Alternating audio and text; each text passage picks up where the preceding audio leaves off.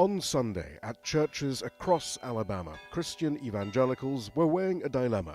Could they put aside the allegation of child molestation that's been leveled at Republican candidate Judge Roy Moore and vote for him?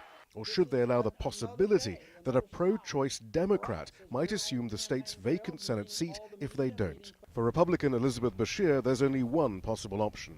A lot of people, myself included, feel that Roy Moore is just not an acceptable candidate. He doesn't espouse the views that are important to me, or a lot of younger people as well, and a lot of women as well, just do not feel that he holds the same values that we do.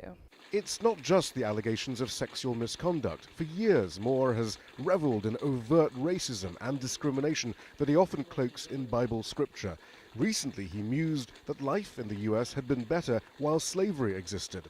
These thoughts often delight a core right-wing evangelical base in Alabama who feel that Washington has allowed the U.S. to descend into godlessness, starting with allowing a woman reproductive rights. Moore spoke at Bryan Baptist Church in late November, and the pastor there says there's no proof of child molestation. The women should have due process, and so should Judge Moore.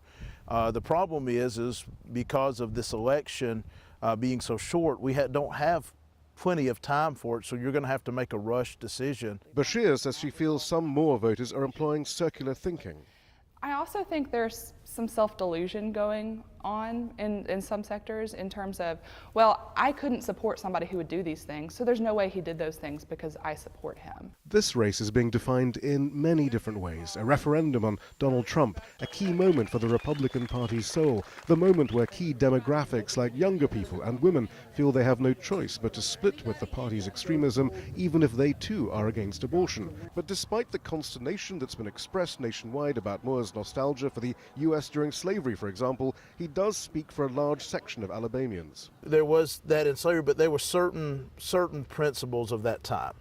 Okay, that was a man's word was his bond, so to speak. We valued human life better at that time, as far as the white population.